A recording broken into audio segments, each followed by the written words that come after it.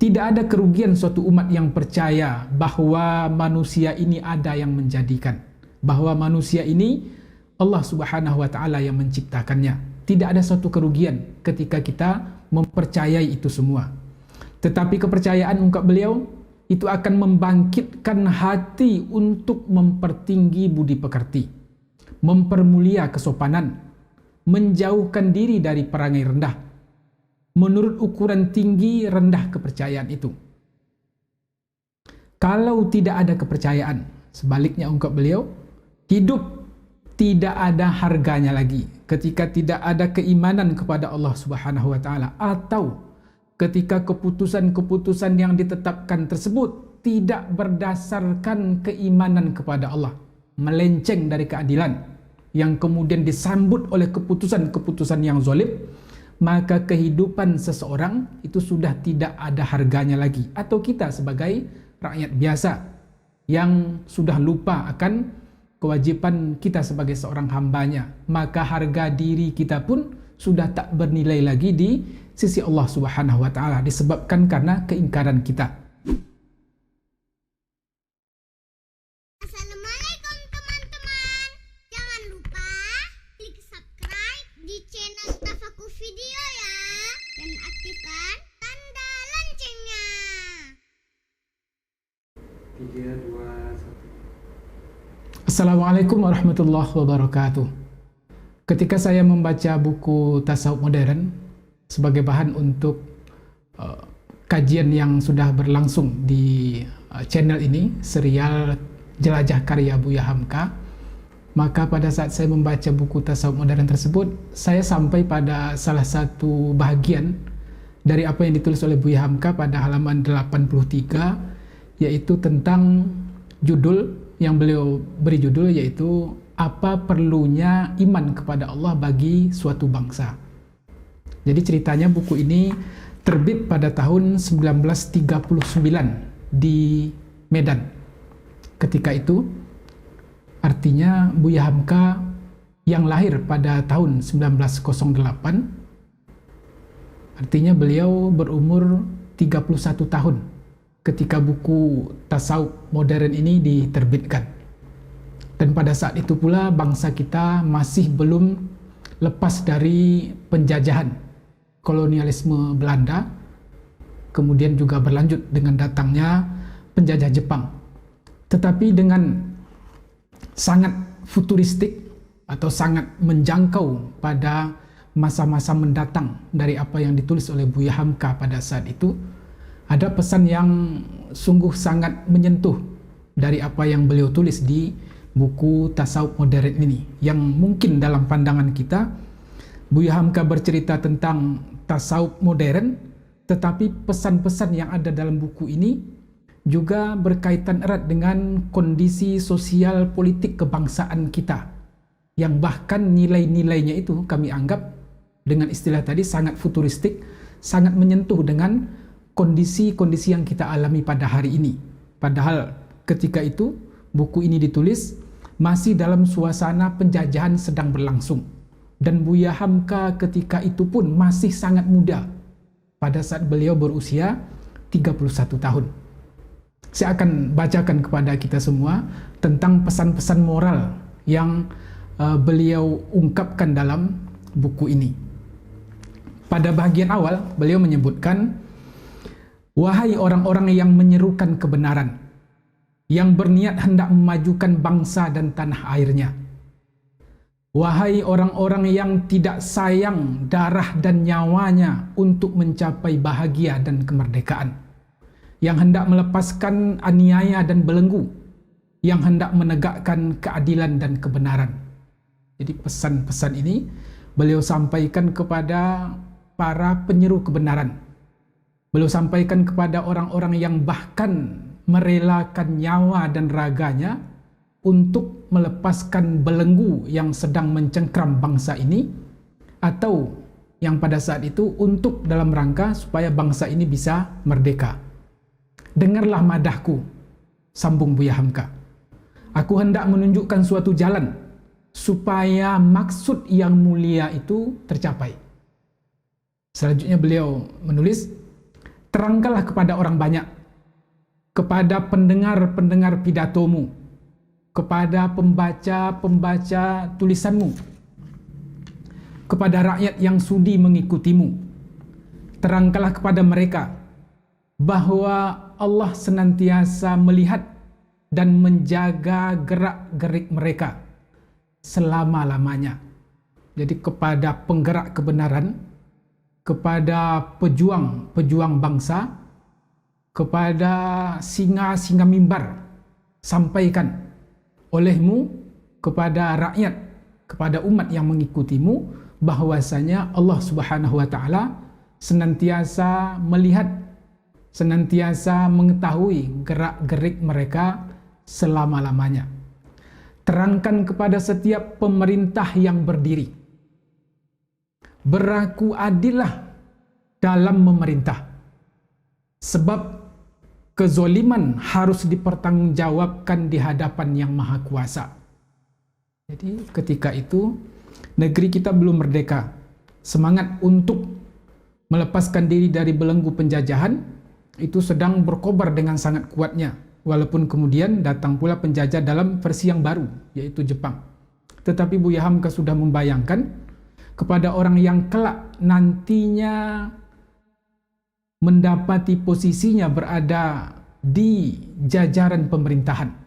Beliau berpesan, terangkanlah kepada pemerintahan yang berdiri, sampaikan kepada pemerintahan yang berkuasa, berlaku adillah dalam memerintah. Sebab ketika mereka tidak menegakkan keadilan dan melakukan perbuatan-perbuatan zalim, maka semuanya itu, baik keadilan ataupun kezaliman yang dipertontonkan, akan dipertanggungjawabkan di hadapan Allah Subhanahu wa taala yang Maha Kuasa. Terangkan, ungkap beliau, sampai terasa. Jadi terangkan sampai betul-betul meresap kepada siapa?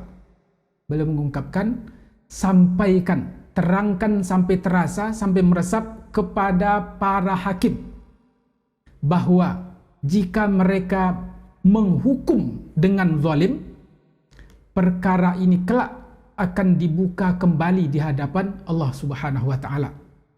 Jadi kepada orang yang kelak akan memegang jabatan-jabatan di pemerintahan, atau kepada orang yang sedang memegang tampuk kekuasaan, kepada mereka yang diamanahi untuk menegakkan keadilan, kepada para hakim, pesan beliau, tegakkanlah keadilan. Jangan menghukum dengan cara-cara yang zalim. Kelak semuanya itu akan dibuka di hadapan Allah Subhanahu wa taala.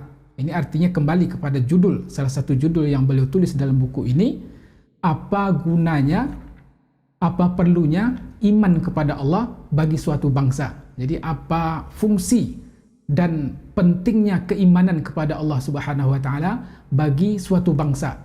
Sebab dengan adanya keimanan kepada Allah, mereka ingat apa yang mereka putuskan, apa yang mereka lakukan dalam menjalankan roda pemerintahan itu adil ataupun sebaliknya berlaku zalim, semuanya akan dipertanggungjawabkan di hadapan Allah dan akan kembali mereka mendapati keadilannya itu dengan nilai pahala dan kezalimannya itu dengan nilai dosa. Maka disinilah Buya Hamka mengingatkan kepada kita semua, baik sebagai rakyat ataupun sebagai orang yang memegang tampuk kekuasaan. Terangkan kepada mereka semua bahwa besar dan kecil semuanya dalam penjagaan dan tilikan Tuhan. Besar dan kecil semuanya dalam pengawasan Allah Subhanahu wa taala. Dengan jalan demikian akan tercapailah oleh manusia bahagia dan kemenangan. Ketika semuanya memahami kekuasaan Allah Subhanahu wa taala yang meliputi segala sesuatu yang besar dan yang kecil, maka mereka akan berhati-hati dalam menjalani kehidupannya itu, sehingga dengan kehati-hatian tersebut akan tercapailah kebahagiaan dan kemenangan. Wahai seluruh manusia yang cinta akan tanah airnya, yang ingin supaya bangsanya maju dan tanah airnya mulia, pakailah kepercayaan. Jadi pakailah keimanan kepada Allah Subhanahu wa taala. terapkanlah keimanan kepada Allah Subhanahu wa taala itu supaya tercapai kemuliaan yang diingini.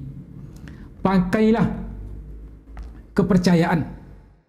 Kalau tuan-tuan merasai lemah untuk memperbaiki otak angkatan yang sekarang, kalau tuan merasa tidak mampu untuk mengendalikan generasi yang sekarang sedang ada di hadapan tuan, ketika tuan tak bisa memperbaiki corak tingkah laku generasi-generasi muda sebab telah terlalu rusak, perbaikilah otak angkatan yang akan datang, yaitu pemuda-pemuda harapan bangsa. Jadi ketika tak bisa menghadapi betapa gelombang kerusakan yang dialami oleh angkatan muda ketika itu, ungkap beliau, atau pada masa-masa sekarang, maka jangan sampai kita melupakan generasi yang ada di bawah mereka. Sebab ketika mengabaikan generasi-generasi yang akan datang, itu sama saja akan memutus mata rantai kebangkitan negeri ini, akan memutus mata rantai orang-orang yang akan memperjuangkan, melanjutkan estafet perjuangan di negeri ini. Tidak ada kerugian suatu umat yang percaya bahwa manusia ini ada yang menjadikan, bahwa manusia ini Allah Subhanahu wa taala yang menciptakannya. Tidak ada suatu kerugian ketika kita mempercayai itu semua.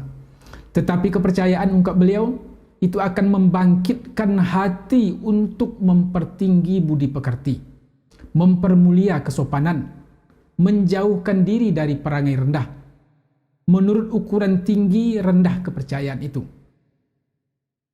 Kalau tidak ada kepercayaan, sebaliknya, ungkap beliau, hidup tidak ada harganya lagi ketika tidak ada keimanan kepada Allah Subhanahu wa taala, atau ketika keputusan-keputusan yang ditetapkan tersebut tidak berdasarkan keimanan kepada Allah, melenceng dari keadilan yang kemudian disambut oleh keputusan-keputusan yang zalim, maka kehidupan seseorang itu sudah tidak ada harganya lagi. Atau kita sebagai rakyat biasa yang sudah lupa akan kewajiban kita sebagai seorang hambanya, maka harga diri kita pun sudah tak bernilai lagi di sisi Allah Subhanahu wa taala, disebabkan karena keingkaran kita.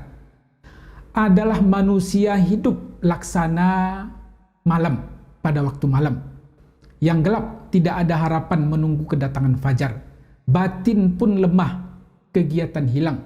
Jadi ketika tidak ada keimanan kepada Allah, ibarat hidup di tengah malam gelap gulita. Tidak ada harapan untuk adanya cahaya mentari di pagi hari. Padahal ini adalah sebuah sunatullah. Malam berlalu akan datang fajar. Tetapi ketika hidup tidak berpedoman kepada keimanan kepada Allah Subhanahu wa taala, ibarat hidup yang akan selamanya gelap tanpa ada cahaya yang meneranginya. Iman, ungkap beliau selanjutnya, adalah sumber kekuatan.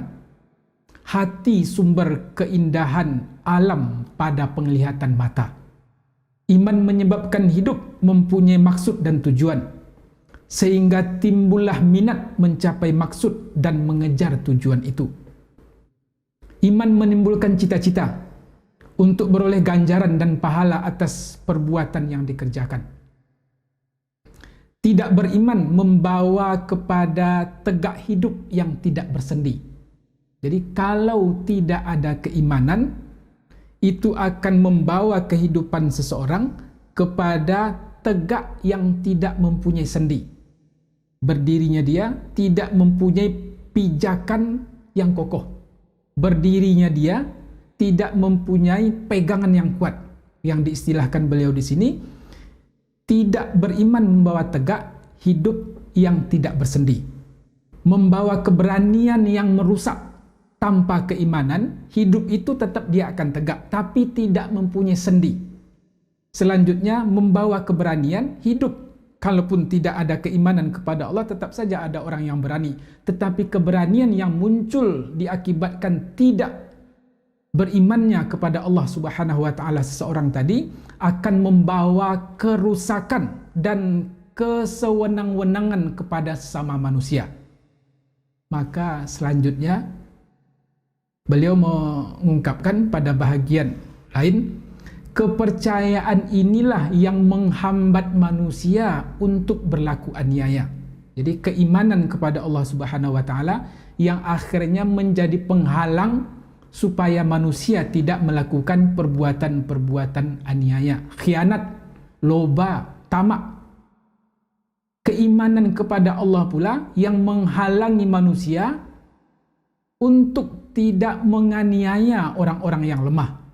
Keimanan kepada Allah pula yang menghalangi orang-orang yang cerdik untuk menjual orang-orang yang bodoh. Kepercayaan kepada Allah pula yang membela kebenaran sampai tegak dengan teguhnya. Ini betapa gambaran-gambaran yang beliau sampaikan dengan bahasa yang sungguh sangat mendalam makna dan artinya ini tentang fungsi keimanan kepada Allah Subhanahu wa taala. Semoga ini juga menjadi bahagian dari keseharian kita sebagai rakyat biasa, dan juga hendaknya harapan kita semua menjadi perilaku pula bagi para pejabat dan orang-orang yang memegang tampuk-tampuk kekuasaan.